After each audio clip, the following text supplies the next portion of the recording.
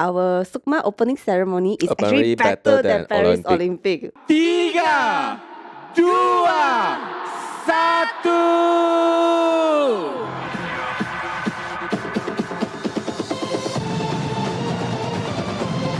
The SUKMA flame is a symbol of peace, friendship, and unity among our athletes, and to mark the journey of the 21st Sukan Malaysia Sarawak 2024.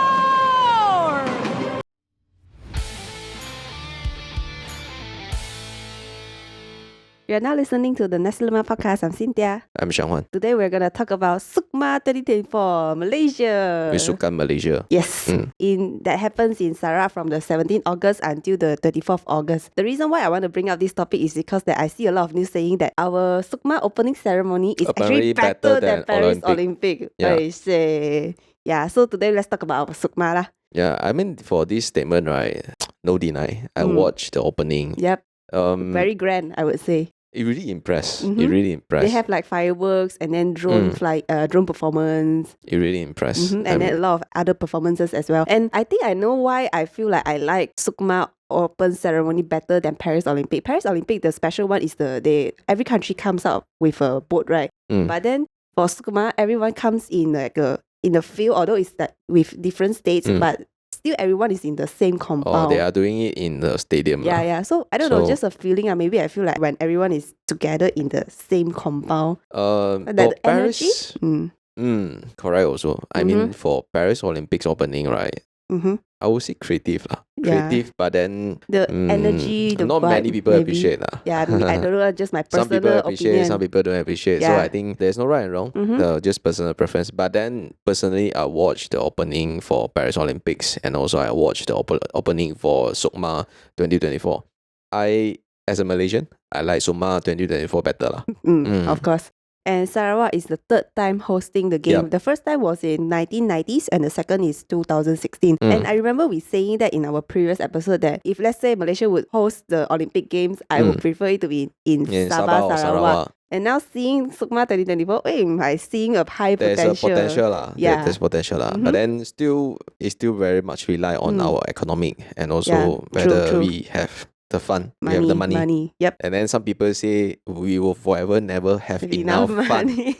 to host Olympic. I mean, never know lah. Yeah. As a Malaysian, we supposed to be proud with our country, and also as National Day is coming. Another thing is that I kind of like their official logo and the Oh yeah, the mascot and the hornbill. songs are all chosen through competitions. So imagine like competitions is like everyone, Malaysian, they Yep. put in their heart and soul to come up with To something. come out of the design. Yeah, and then got selected and then it becomes our official logo. Instead of, typical those like, those logos and mascot is always from the high ends, Ministries, like that. yeah. But this one, it involves like people, it involves the public. So I kind of like this lah. I specifically like the mascots. Oh, like, yeah, yeah. It's like The they use rhinoceros the hornbill. They use the hornbill, and also it comes with there's a gender difference. Yeah, There's yeah, a yeah. male and the also female female. called Satria and Satrina. Satrina. Yeah, and the color of the mascot is actually the color of Sarawak flag, Yeah, like red, correct, yellow, and correct, black. See, correct. yellow, black, no red here lah. And Yeah. their official song, they have official songs as well. Oh. Yeah, so SUKMA Sarawak Kesukanan dan Perpaduan, composed by Kaderi Awang Lihi. Semangat kian membara, perjuangan kini bermula. So you see, like okay. we have everything that the Olympics standard have, Yeah. I would say. We have so it's all very amazing We lah. have all the assets, and also we have all the ready elements. And we have like total 37 types of sports involving 488 events. And also, like, do you know there is one sport, right? It's very first time in Sukan Malaysia. Oh, which one?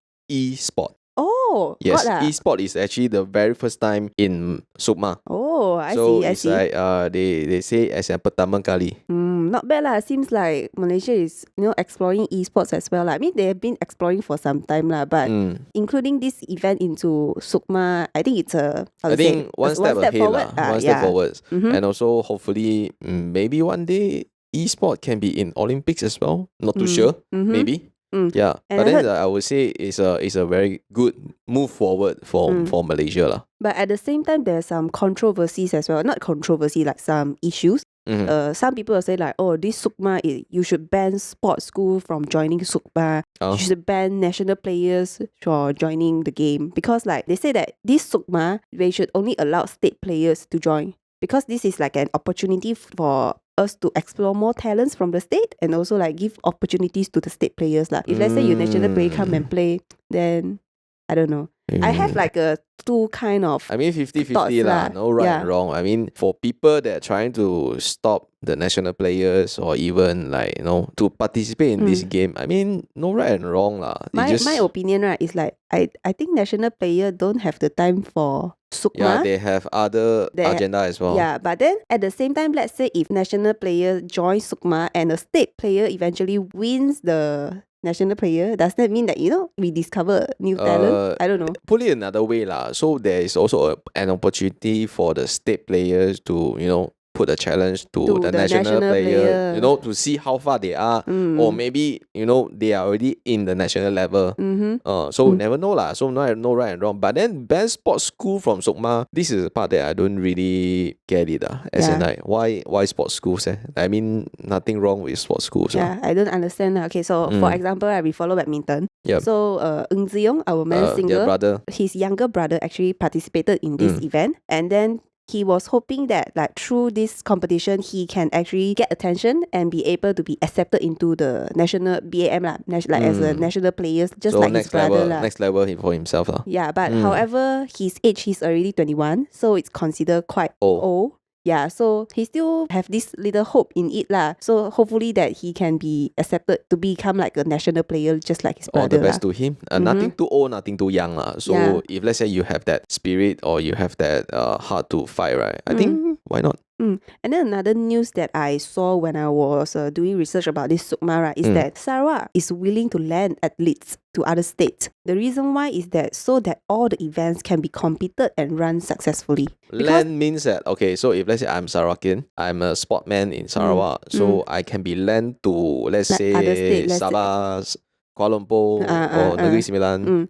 The reason why is because like some of the events, right, they only have like, let's say 3 states registered, so maybe not enough people to form a game. Like that. So causes them some of the events have to drop. But it's very unfair for those already participate. Those players, those sports players who have been practicing for such a long time for this game, and just because not enough participations and then the event have to drop. So it's a bit unfair to me lah.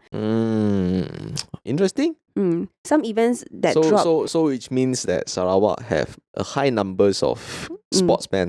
As of the results that I saw yesterday, Sarawak right, is the top one. Top one. As gold of medal. of today, right now, the ranking itself still Sarawak with 48 emas, 29 perak, 37 gangsa. In total, they won 114 pingat. Yeah, total. I'm not sure whether if there's any athletes successfully land to other states. This one I didn't see the news after that lah. But there's news that say that Sarawak is willing to land athletes lah. Then I'll be like, why is it sampai macam ni punya state lah? I will have this curious lah, because some states they will selectively select or only can go this one, can go this not game or like that to me lah, because as we know, certain state they cannot wear swimsuit, so definitely there's nothing to do with swimming. So there's certain state, let's say for example, they do not have the talent on certain sport, then nothing surprise to me lah, as I say. I mean, as what people say, all the talents was gathered in Wilayah lah, in Selangor lah, Penang lah, Johor lah. At least overall, for me lah, I think overall for SUKMA, it's good because that when you have more competitions, right, so you can keep our players always competitive. And like what you mentioned just now, more opportunities. So like, because it's, let's say if you want to go like internationally, so of course the priority is always the national players. Correct. But let's say if we have like our own like SUKMA then everyone from every state is given the chance to participate. There's opportunities to discover the upcoming talent, the new talent, the young talent. I mean, definitely we always need new supply, right? Yeah, so, cannot just rely on. Correct. Like so I think this is a very good opportunity, and also it's a very good moment to really let all our athletes, sportmen from different states, from different background to come together to really showcase their talents. I think people should just focus on the sports itself instead of, involve it with different other aspects no like that. politics, politics, no Yeah. religious, no races, just sport. sports. Mhm. Yeah. So what are your thoughts about SUKMA 2024? Let us know in the comment section below and we'll see you in the next episode. Thank Thank you. you.